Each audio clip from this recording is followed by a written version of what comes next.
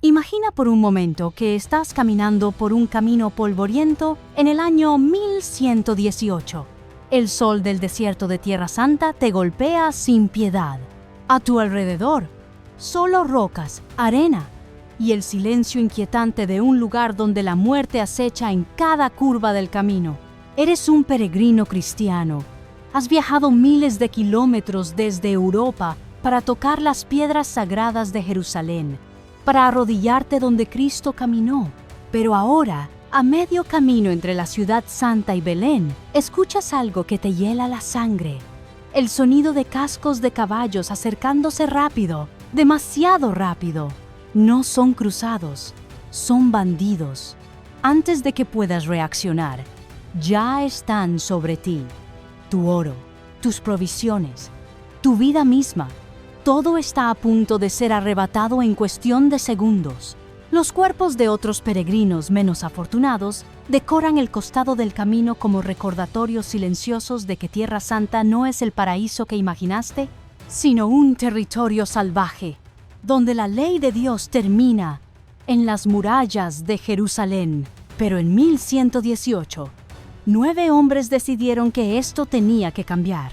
9 caballeros europeos, liderados por un guerrero francés llamado Hugo de Payens, se presentaron ante el rey cristiano de Jerusalén con una propuesta audaz, casi imposible: crear una orden de monjes guerreros cuyo único propósito sería proteger a los peregrinos indefensos de estos peligros. Suena noble, ¿verdad? Suena como el inicio de una historia heroica. Pero lo que nadie, ni siquiera estos 9 caballeros, podía imaginar en ese momento era que esta pequeña hermandad se convertiría en menos de 2 siglos en la organización más rica, más poderosa y más temida de toda Europa. Una máquina militar con más dinero que reinos enteros. Un imperio dentro del imperio cristiano. Y al final, su caída sería tan dramática y misteriosa que hasta el día de hoy seguimos hablando de ellos, creando teorías conspirativas y preguntándonos, ¿qué secretos llevaron los templarios a la tumba? Hoy vamos a desentrañar la verdadera historia de los caballeros templarios. No la versión de Hollywood, no las leyendas sobre el Santo Grial o tesoros ocultos, sino la historia real de cómo 9 hombres construyeron un imperio que desafió a reyes y papas. Y al final de este video, te voy a hacer una pregunta que cambiará completamente la forma en que ves esta historia. Porque hay algo que no te han contado sobre la caída de los templarios, algo que los libros de historia prefieren ignorar. Pero antes de llegar ahí, tenemos que retroceder al principio, al momento exacto en que Europa y el mundo musulmán chocaron en lo que conocemos como las cruzadas.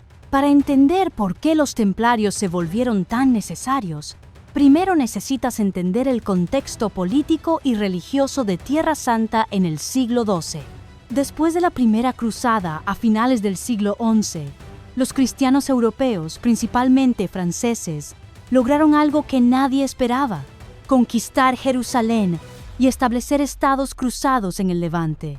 Era como si un grupo de empresas startup europeas hubiera llegado al Medio Oriente durante una guerra civil entre las grandes corporaciones musulmanas y de repente se encontraran dueños de todo el mercado. Sí, fue pura suerte estratégica.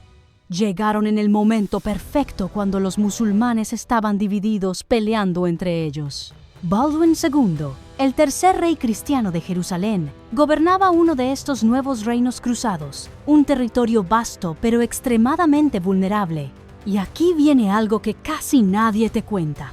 Estos estados cruzados no eran extensiones de Europa. Eran naciones independientes gobernadas por nobles europeos que básicamente habían ganado la lotería geopolítica. Baldwin mismo era un noble menor sin tierras en Francia. Imagínate ser un tipo sin propiedades en tu país y de repente encontrarte siendo rey de un reino entero en Medio Oriente. Eso es exactamente lo que les pasó a muchos de estos cruzados. Pero había un problema masivo. Estos nuevos reinos cristianos estaban rodeados de territorios musulmanes hostiles. Sus ejércitos eran pequeños comparados con los de sus enemigos y dependían constantemente de refuerzos y dinero de Europa. Era insostenible a largo plazo. Y lo peor de todo es que mientras Jerusalén estaba relativamente segura dentro de sus murallas, todo lo que quedaba fuera era tierra de nadie, un salvaje oeste medieval, donde los bandidos musulmanes y cristianos por igual asaltaban a cualquiera que se atreviera a viajar entre las ciudades sagradas. Ahora, aquí es donde la narrativa histórica se vuelve interesante, porque la relación entre cristianos y musulmanes en Tierra Santa no era tan blanco y negro como nos lo pintan. Sí, estaban en guerra. Sí, había cruzadas y yihads, pero también había comercio, tratados, alianzas temporales y hasta amistad entre nobles de ambos lados. Muchos musulmanes ahora vivían bajo gobierno cristiano después de la primera cruzada, y muchos cristianos habían vivido bajo gobierno musulmán durante siglos antes de eso. Era un mosaico complicado de lealtades, religiones y culturas entrelazadas. Pero esto no cambiaba el hecho de que los caminos entre Jerusalén, Belén, Nazaret y otros lugares sagrados eran mortalmente peligrosos. Las crónicas de la época están llenas de historias espeluznantes sobre peregrinos asesinados en masa, sus cuerpos dejados pudriéndose al costado del camino, porque nadie se atrevía a detenerse a enterrarlos por miedo a sufrir el mismo destino. Piensa en eso por un segundo. Estamos hablando de un lugar tan peligroso que la gente prefería dejar los cadáveres para los buitres antes que arriesgarse a ser el siguiente. Los peregrinos que lograban llegar a Jerusalén desde Europa habían sobrevivido meses de viaje por mar o tierra, habían gastado fortunas en el camino y muchos morían a pocos kilómetros de su destino sagrado. Era una crisis humanitaria y un problema político enorme para los gobernantes de los estados cruzados. Si los peregrinos dejaban de venir, el dinero dejaba de fluir, y sin dinero estos reinos no podían sobrevivir. La economía de los estados cruzados dependía en gran medida del turismo religioso. Sí, exactamente como hoy en día, pero versión medieval. Entonces, cuando Baldwin II asumió el trono en 1118, heredó no solo un reino, sino un desastre logístico. Necesitaba una solución y la necesitaba rápido. Fue en ese momento exacto que Hugo de Payens apareció en escena. Hugo probablemente nació alrededor de 1070 en Francia como un noble menor, y hay evidencia de que había visitado Tierra Santa antes, posiblemente entre 1104 y 1107, como parte del séquito de su señor feudal, el conde Hugo de Champagne. En algún momento entre 1114 y 1116, Hugo de Payens regresó a Tierra Santa y esta vez se quedó permanentemente. No sabemos exactamente qué lo motivó, si fue devoción religiosa genuina, oportunidad de aventura o ambas cosas, pero lo que sí sabemos es que Hugo observó de primera mano el caos y la violencia que enfrentaban los peregrinos. Alrededor de 1118, Hugo de Payens reunió a 8 caballeros más, todos aparentemente amigos cercanos o familiares, y juntos se presentaron ante el rey Baldwin con una propuesta que sonaba casi ingenua en su simplicidad. Querían crear una orden religiosa de monjes guerreros, cuya única misión sería proteger a los peregrinos en los caminos peligrosos de Tierra Santa. No estaban pidiendo riquezas, no estaban pidiendo tierras, solo estaban pidiendo el permiso y la bendición del rey para hacer votos religiosos y al mismo tiempo portar armas para defender a los inocentes. Era un concepto revolucionario para la época, porque tradicionalmente los monjes rezaban y los caballeros peleaban. Pero, ¿monjes que también eran guerreros? Eso era algo completamente nuevo. Baldwin no solo aprobó la idea, la abrazó con entusiasmo. Le dio a Hugo y sus compañeros algo invaluable: el Templo de Jerusalén como su cuartel general. Este templo, construido sobre lo que se creía eran las ruinas del Templo de Salomón, les daría eventualmente su nombre: los Caballeros del Temple o los Templarios. Ahora, Aquí viene algo importante que tienes que entender. En los primeros años, los templarios no eran famosos, no eran especiales. Eran solo una más de muchas órdenes religiosas militares que se estaban formando en esa época. Los hospitalarios, otra orden famosa de monjes guerreros, ya existían desde antes. Entonces, ¿por qué los templarios se volvieron tan legendarios? La respuesta está en cómo evolucionaron en las siguientes 2 décadas bajo el liderazgo de Hugo de Payens. Para 1125, apenas 7 años después de su fundación, Hugo ya era mencionado en documentos oficiales como el Gran Maestro de los Caballeros Templarios. Este título, Gran Maestro, eventualmente se convertiría en uno de los más poderosos de toda Europa, rivalizando con reyes y cardenales en influencia política. Pero en 1125, Hugo era simplemente el líder de un pequeño grupo de monjes guerreros dedicados que patrullaban los caminos y protegían peregrinos. ¿Qué cambió? La respuesta es marketing medieval. Y no estoy bromeando. A medida que las historias de las hazañas de los templarios comenzaron a difundirse por Europa, jóvenes caballeros de todo el continente empezaron a ver en ellos algo aspiracional, una forma de servir a Dios, vivir aventuras y ganar salvación eterna, sin tener que renunciar completamente a la vida de guerrero. Era el paquete perfecto para la mentalidad medieval, especialmente para los hijos segundos y terceros de familias nobles que no iban a heredar nada y necesitaban encontrar su propio camino en la vida. Y aquí viene algo absolutamente fascinante que demuestra cuán poderosa se estaba volviendo la marca templaria. En 1125, el antiguo señor feudal de Hugo, el conde Hugo de Champaña, uno de los nobles más ricos y poderosos de Francia, regresó a Tierra Santa y se unió a los templarios bajo el mando de su antiguo vasallo. Piensa en eso, un conde millonario renunciando a todo su poder y riqueza para servir bajo las órdenes de alguien que alguna vez fue su subordinado. Eso no pasa a menos que la organización ofrezca algo extraordinariamente valioso, ya sea prestigio espiritual o algo más. Pero la verdadera genialidad de los templarios no estaba solo en reclutar guerreros jóvenes e idealistas. Estaba en su capacidad para atraer donaciones masivas de nobles europeos que querían comprar su camino al cielo sin tener que ir a pelear ellos mismos. Piénsalo como las indulgencias medievales, pero versión premium.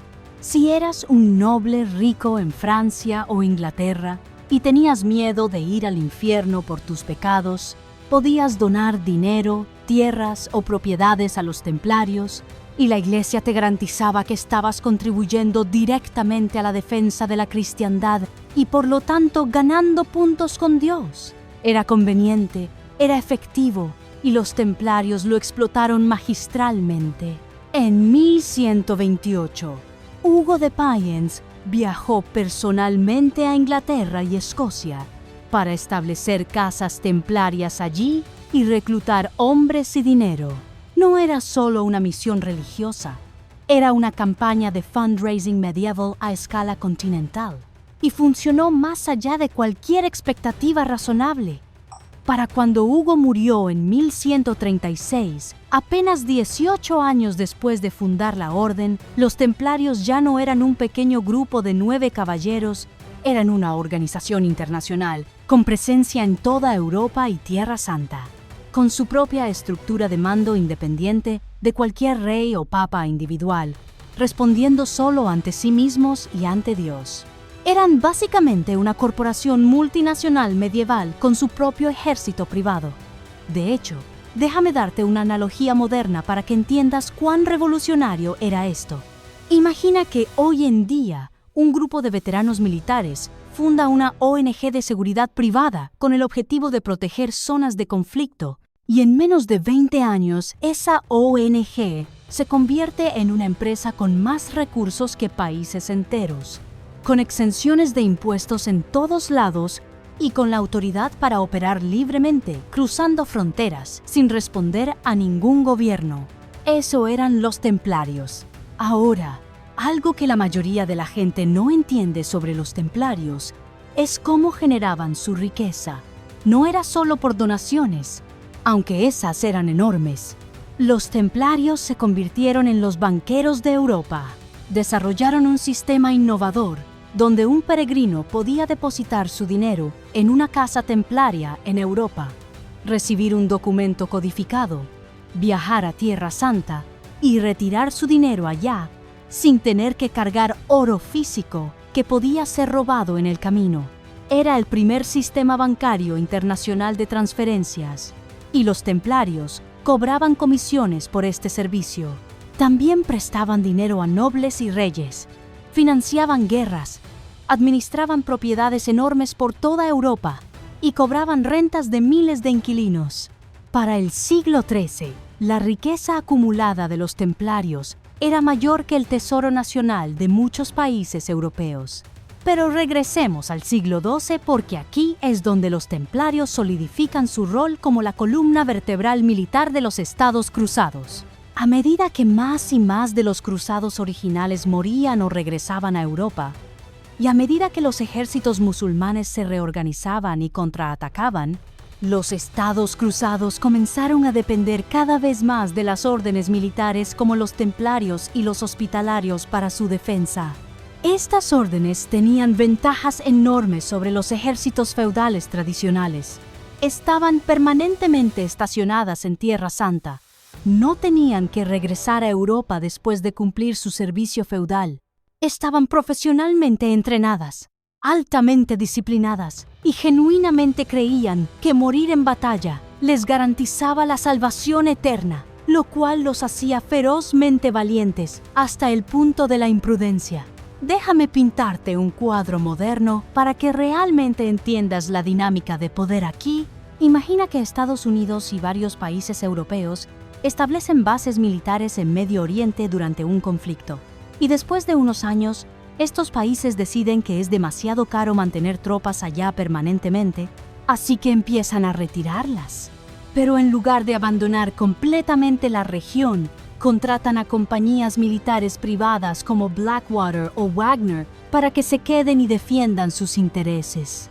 Estas compañías privadas eventualmente se vuelven tan poderosas e indispensables que comienzan a influir en la política exterior de sus países de origen, tienen sus propias agendas y operan con una autonomía que ningún ejército nacional podría tener.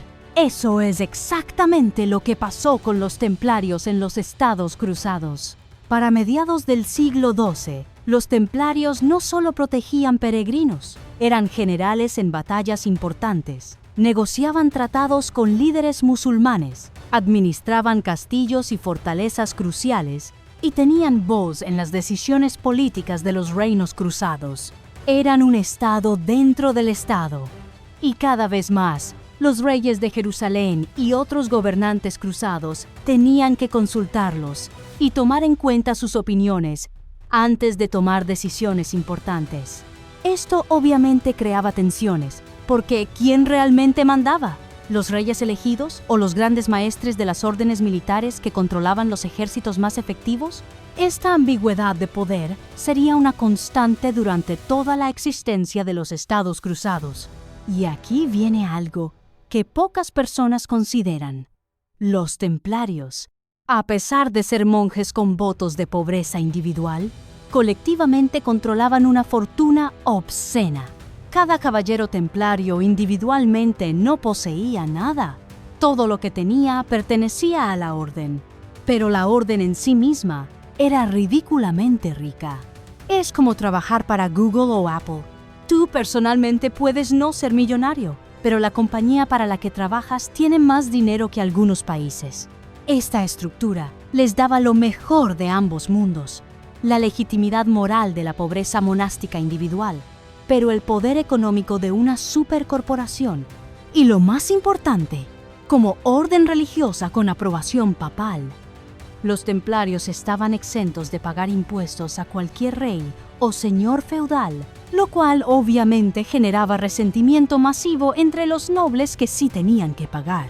Durante los siglos XII y XIII, los templarios estuvieron en el centro de todos los eventos importantes en Tierra Santa. Participaron en victorias gloriosas y derrotas catastróficas. Pelearon junto a Ricardo Corazón de León durante la Tercera Cruzada. Defendieron fortalezas imposibles contra las fuerzas de Saladino y negociaron treguas cuando las batallas no podían ganarse. Su reputación como guerreros feroces era merecida. Las crónicas musulmanas de la época los describen con una mezcla de respeto y miedo, reconociendo que los templarios casi nunca se rendían y preferían morir peleando antes que ser capturados. Esta mentalidad, de todo o nada, los hacía extremadamente efectivos en batalla, pero también los llevó a sufrir bajas devastadoras en conflictos que quizás pudieron haberse evitado con más diplomacia. Pero aquí es donde la historia toma un giro inevitable. A pesar del valor y la dedicación de los templarios y otras órdenes militares, los estados cruzados estaban condenados a largo plazo. Estaban sobrepasados numéricamente, rodeados de enemigos, dependientes de refuerzos que llegaban cada vez con menos frecuencia desde Europa y divididos internamente por rivalidades entre diferentes órdenes y nobles. Durante el siglo XIII, los musulmanes, bajo líderes como los mamelucos de Egipto, comenzaron a reconquistar sistemáticamente los territorios cruzados. Una por una, las ciudades y fortalezas cayeron. Los templarios pelearon hasta el final, defendiendo los últimos bastiones cristianos en Tierra Santa, con una determinación que rayaba en lo suicida. En 1291 cayó Acre, la última ciudad cruzada importante en Tierra Santa. Los templarios y hospitalarios defendieron la ciudad hasta que fue completamente invadida, sufriendo pérdidas masivas. El gran maestre templario de ese momento murió en la defensa de la ciudad. Con la caída de Acre, los estados cruzados dejaron efectivamente de existir después de casi 200 años. Los templarios sobrevivientes se replegaron a Chipre, una isla que mantuvieron como su nueva base, pero ahora enfrentaban una crisis existencial. ¿Cuál era el propósito de una orden creada para defender Tierra Santa cuando Tierra Santa ya no estaba bajo control cristiano? Esta pregunta abriría la puerta a su destrucción. Verás, mientras los templarios estuvieron peleando en Medio Oriente, su razón de existir era clara y su popularidad en Europa era incuestionable. Pero una vez que perdieron ese propósito, la gente en Europa comenzó a preguntarse: ¿por qué esta orden sigue existiendo? ¿Por qué siguen siendo tan ricos y poderosos? ¿Por qué siguen teniendo privilegios especiales si ya no están cumpliendo su misión original? Y hubo un hombre en particular que hizo estas preguntas con intenciones muy oscuras. El rey Felipe IV de Francia, también conocido como Felipe el Hermoso, uno de los monarcas más calculadores, despiadados y sin escrúpulos de la historia europea. Felipe IV tenía dos problemas enormes a principios del siglo XIV. Su reino estaba en bancarrota después de costosas guerras, y él mismo le debía cantidades masivas de dinero a los templarios, quienes habían funcionado como sus banqueros durante años. Felipe no era el tipo de hombre que acepta estar en deuda con nadie. Y definitivamente no era el tipo de hombre que iba a pagar lo que debía si podía encontrar otra salida. Así que concibió un plan tan audaz y malvado que incluso para los estándares medievales era impresionante. Iba a destruir completamente a los templarios, confiscar toda su riqueza y al mismo tiempo eliminar sus deudas acusándolos de herejía. En la madrugada del viernes 13 de octubre de 1307, en una operación coordinada en todo el Reino de Francia, miles de templarios fueron arrestados simultáneamente por orden del rey. Las acusaciones eran escandalosas: adoración de ídolos paganos, escupir en la cruz, rituales homosexuales durante ceremonias secretas de iniciación, pactos con el demonio, herejía en general. Eran cargos diseñados para horrorizar a la sociedad medieval y justificar lo que venía después: tortura sistemática para extraer confesiones. Y aquí viene algo que tienes que entender sobre la tortura medieval. Si te torturan suficiente tiempo, vas a confesar lo que sea que quieran oír, incluso si es completamente falso. Muchos templarios, bajo tortura extrema, confesaron los crímenes absurdos que les imputaban, Otros se rehusaron y murieron siendo torturados. El gran maestre de los templarios en ese momento, Jacques de Molay, fue uno de los arrestados. Inicialmente, bajo tortura, confesó algunos de los cargos. Pero años después, en 1314, cuando finalmente fue llevado públicamente para ser condenado, Jacques de Molay hizo algo extraordinario. Se retractó de su confesión forzada, declaró públicamente que los templarios eran inocentes y acusó a Felipe IV y al Papa Clemente V de conspirar para destruir una orden santa por pura codicia. Felipe, furioso por esta humillación pública, ordenó que Jacques de Molay fuera quemado en la hoguera ese mismo día. Según las leyendas, mientras las llamas lo consumían, Jacques de Molay maldijo tanto al rey como al papa, profetizando que ambos morirían dentro del año. Y aquí viene lo espeluznante. El Papa Clemente V murió un mes después y Felipe IV murió en un accidente de casa 8 meses después. ¿Coincidencia? Probablemente. ¿Inquietante? Definitivamente. Con el arresto, tortura y ejecución de los líderes templarios y con la confiscación de sus propiedades por parte de Felipe IV, la orden fue efectivamente destruida. El Papa Clemente V, quien estaba completamente bajo el control de Felipe, oficialmente disolvió la orden en 1312.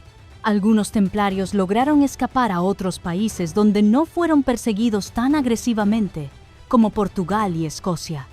Muchos otros simplemente se reintegraron a la vida secular.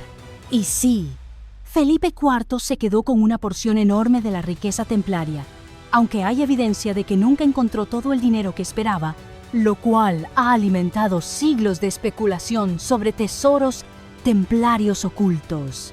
Pero la verdad es mucho más mundana. La mayoría de la riqueza templaria estaba en forma de propiedades, tierras, castillos y préstamos, no cofres llenos de oro, y Felipe eventualmente se apropió de la mayoría de esos activos. Lo que quedó después de la destrucción de los templarios fue una mezcla de historia real y leyenda. Durante siglos se han tejido teorías conspirativas sobre lo que realmente sabían los templarios, qué encontraron en Jerusalén, qué secretos guardaron. ¿Realmente cometieron herejía o fueron víctimas de una persecución política? La evidencia histórica fuertemente sugiere lo segundo. No hay pruebas creíbles de que los templarios fueran herejes. Las confesiones fueron obtenidas bajo tortura y los cargos específicos suenan a completa fabricación diseñada para justificar su destrucción. Lo que sí es cierto es que los templarios representaban algo revolucionario para su época.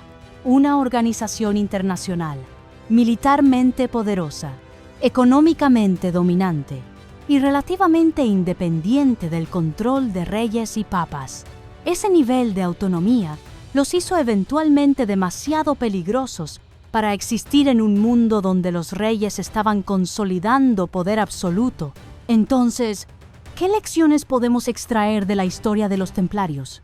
Primero, que las instituciones más poderosas raramente comienzan queriendo ser poderosas, comienzan con misiones idealistas y crecen orgánicamente hasta que su poder las convierte en amenazas. Los templarios empezaron genuinamente queriendo proteger peregrinos, pero 200 años después eran un imperio financiero y militar que rivalizaba con naciones enteras. Segundo, que el poder sin accountability político eventualmente atrae la destrucción. Los templarios eran tan independientes que ningún rey podía controlarlos, lo cual los hacía vulnerables cuando alguien como Felipe IV decidía que tenían que desaparecer. Tercero, que la narrativa histórica importa tanto como los hechos, porque incluso después de 700 años, seguimos debatiendo si los templarios fueron santos mártires o herejes secretos, cuando la evidencia claramente sugiere que fueron simplemente hombres atrapados en un juego político que no podían ganar. Y aquí viene la pregunta que prometí al inicio, la pregunta que quiero que debatas en los comentarios. Si los templarios fueran reformados hoy en día, con todos los recursos tecnológicos y financieros del mundo moderno, manteniendo su estructura original de ser una orden religiosa militar independiente de gobiernos nacionales, ¿serían una fuerza para el bien en el mundo? ¿O eventualmente repetirían los mismos errores y se corromperían con su propio poder? ¿Es posible que exista una organización internacional armada, rica y ideológicamente motivada sin que eventualmente abuse de su poder? ¿O el destino de los templarios nos enseña que el poder absoluto, sin importar cuán nobles sean las intenciones iniciales, siempre termina corrompiendo? Los templarios pasaron de ser 9 caballeros desconocidos a convertirse en leyendas inmortales, no solo por lo que hicieron, sino por lo que representaron: la intersección del idealismo religioso con el poder político y económico real. Su historia es un recordatorio de que los héroes pueden convertirse en villanos no porque cambien, sino porque el mundo alrededor de ellos cambia. Y lo que una vez fue necesario eventualmente se vuelve amenazante. Desde su humilde inicio protegiendo peregrinos en caminos polvorientos hasta su dramático final en las hogueras de París, los templarios vivieron la ascensión y caída más épica de la Edad Media. Y 700 años después, seguimos fascinados, seguimos preguntando, seguimos buscando entender qué realmente fueron: guardianes sagrados o simplemente hombres con armadura que jugaron el juego del poder y perdieron. Déjame tu respuesta en los comentarios. ¿Héroes incomprendidos o víctimas merecidas de su propia ambición? Y si llegaste hasta aquí, gracias por quedarte en este viaje a través de uno de los capítulos más fascinantes de la historia medieval. Nos vemos en el próximo video de Reino de los Mitos, donde seguiremos desentrañando las leyendas que definieron nuestro mundo. Hasta la próxima.